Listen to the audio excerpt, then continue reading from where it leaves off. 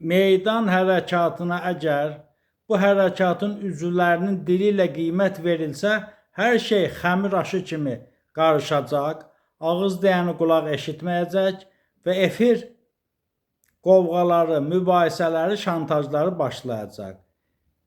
Heç Nemətlə Zərdüşt Əlizadə ilə fikir mübadiləsinə girməyə ehtiyac belə yoxdur.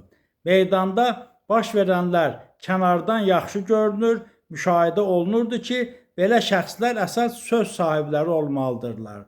Bu hərəkat 3 hissəyə bölünməlidir. 1. İlkin meydan hərəkatı, kör təbii. 2. Kütləvi milli hərəkat,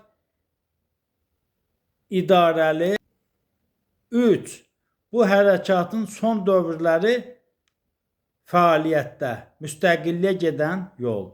Meydan hərəkatına yeganə real qiyməti mərhum Elçibəy verə bilərdi ki, real və ədalətli şəxsiyyət olub, bu hərəkatın liderinə çevrildi, özü də yeganə liderinə bu hərəkata hazır idi, ideya adamı olub, tarixi yaxşı bilirdi, reallıqla razılaşardı.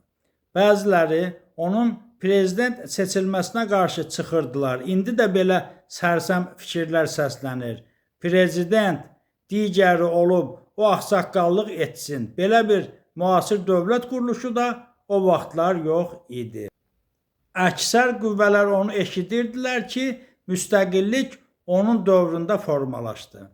Hal-hazırda prezidentdən üstün hakim mövqe İranın mürtəci dini rejimidir ki, ölkəmizi belə dövlət quruluşundan Elçibəy prezident seçilməsi ilə xilas edə bildi. Daxili separatçı qüvvələrin güclənməsi isə başda Rusiya və İran olmaqla xarici qüvvələrin məkirli hilələrinin həyata keçməsi ilə nəticələnə bilərdi ki, mərhum Elçibəy hakimiyyəti Heydər Əliyevə təhvil verməklə qardaş qırğınının da qarşısını ala bildi. Buna uyğun çox gözəl türkün məsəlindən ibarət olan atalar sözü var.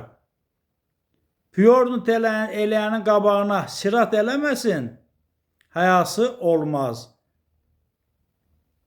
Nizam Gəncəvi demişkən yeri var, gəlmiş idi.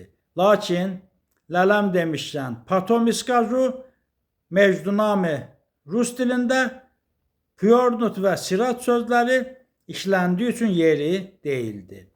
Rusmeyilli xislət bu günün özündə də davam edir. Rusiya zəiflədikcə onlar da zəifləyirlər. Tak ki, meydan hərəkatı müstəqilliyimizin əsasını qoyan ilk kütləvi hərəkat idi.